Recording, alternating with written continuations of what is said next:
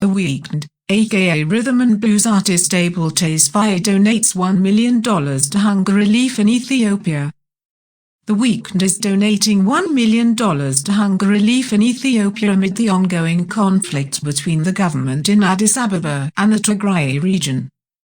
The conflict has resulted in the deaths of thousands and the displacement of more than 2 million people, according to NPR last month. The New York Times obtained an internal U.S. government report that said Ethiopian officials are leading a systematic campaign of ethnic cleansing in the Tygray region. The singer announced his donation via Instagram on Sunday morning and encouraged others to give, too. "My heart breaks for my people of Ethiopia as innocent civilians ranging from small children to the elderly are being senselessly murdered and entire villages are being displaced out of fear and destruction," The Weeknd wrote. "I will be donating $1 million to provide 2 million meals through the United Nations World Food Programme and encourage those who can to please give as well." Both of the Weeknd's parents immigrated to Canada from Ethiopia, and the Weeknd grew up speaking Amharic, the official language of Ethiopia. This is not the first time the Weeknd has aided a humanitarian cause. In June 2020, he donated $1 million to COVID-19 relief, giving $500,000 each to musicians and the frontline hospital workers of Scarborough Health Network in his hometown. That same month, he gave another $500,000 to the racial justice causes Black Lives Matter, National Bailout and Colin Kaepernick's Know Your Rights camp. In August 2020, the Weeknd also donated $300,000 to Global Aid for Lebanon to help those affected by the Beirut explosion.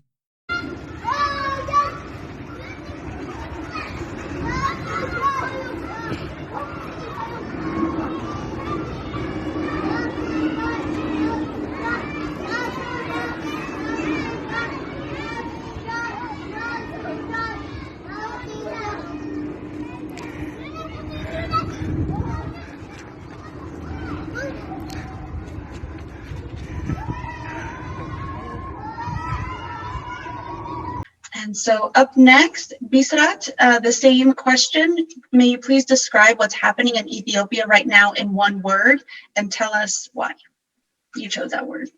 Yeah, so I've been thinking about this as well, and in prediction of what Maaz is going to say, I'm going to choose a different word.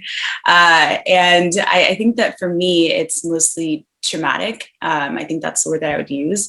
I think you see that there's a lot of people that are fleeing from their homes. They're leaving everything behind. They're going on foot to Sudan, like fleeing to Sudan. And then you also see that there's like many pregnant women who are giving birth during this time as well. And so they're either like giving birth en route or they're giving birth at the refugee camps. There's hundreds of children that are unaccompanied as well as at these refugee camps. And you see, you know, to Yanta's point as well, that there's many people who have been seeing just dead bodies alongside the road. Oftentimes, like these are people that they know as well. So there might be neighbors, they might be their friends. Many times it's also their family members. You also hear that there are male family members that are being forced to rape women and girls in the household, or they're threatened with death. And sometimes like that usually is what happens at the end of the day anyway, so they'll die. And then for those in the diaspora, it's also just like the trauma of not being able to speak to your family and know that they're okay, because there's like the lack of electricity. Communication lines have been down for quite some time as well. And then, you know, they, for those who were able to leave as well. So there have been some Tigrayans who were in Ethiopia during the start of the war. And it's also traumatic when, you know, you're a family member and you are living in another country and you're a citizen of that country and you're able to leave. You have either like the US government or Australian government or whomever being able to take you out. And you're leaving all these family members behind. So there's just like there's a pain in just like leaving them there.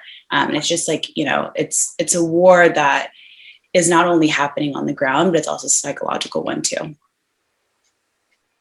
Well, thank you so much, Bisrat. And thank you for painting that picture of, you know, it's not just a local incident. It's affecting across that country, across Africa, and around the world, because Ethiopia is so intricately connected to the rest of the world, be it directly by people's families who are all over in other countries, or by the trade, or by whatever else is taking place. So I do appreciate that perspective. Thank you. And last but not least, Maza, may you please describe what's happening in Ethiopia to your perspective in one word, and let us know why you chose that word. I want to apologize for my rusty voice. This is from a protest. We just had a successful protest yesterday, so that's why.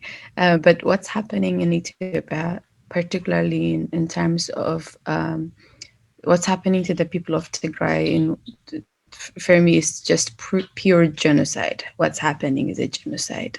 I say that because the people of Tigray for the past over 143 days have been exterminated in the dark.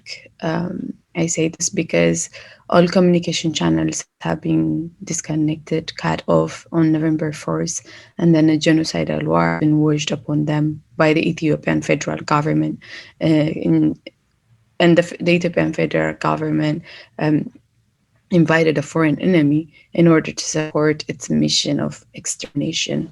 As Bisra said, it has been over 4 months since we have heard from our family members. But we know the very limited access we have to Tigray. We know people are being killed left and right. Women, young girls as young as 8 years old are being gang raped by military members and also by militias. People are literally dying of preventable diseases because they don't have access to medicine. And this is mainly because hospitals have been looted.